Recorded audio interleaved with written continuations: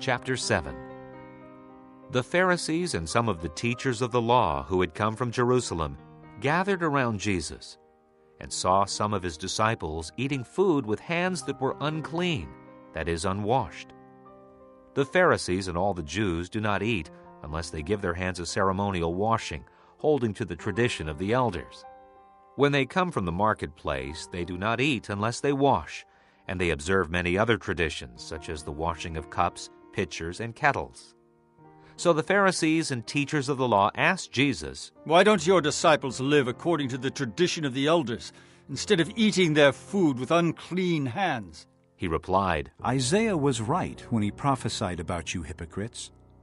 As it is written, "These people honor me with their lips, but their hearts are far from me. They worship me in vain. Their teachings are but rules taught by men." You have let go of the commands of God and are holding on to the traditions of men. and he said to them, You have a fine way of setting aside the commands of God in order to observe your own traditions. For Moses said, "Honor your father and your mother," and anyone who curses his father or mother must be put to death. But you say that if a man says to his father or mother, "Whatever help you might otherwise have received from me is Corban," that is a gift devoted to God, then you no longer let him do anything for his father or mother.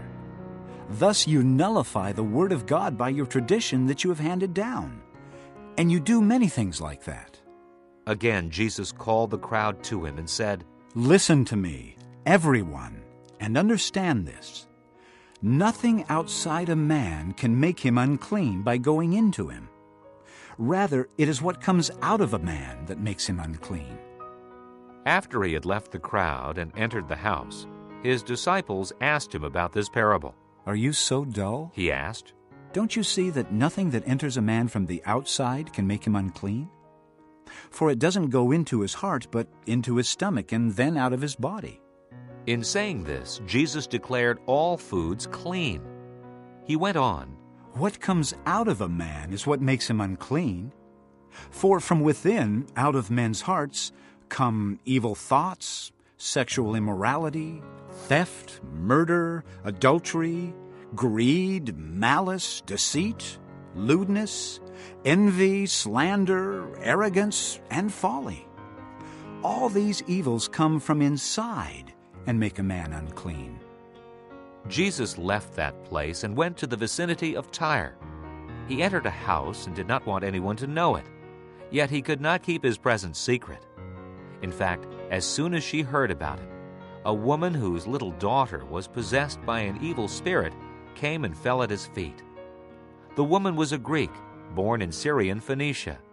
She begged Jesus to drive the demon out of her daughter. First, let the children eat all they want, He told her. for it is not right to take the children's bread and toss it to their dogs.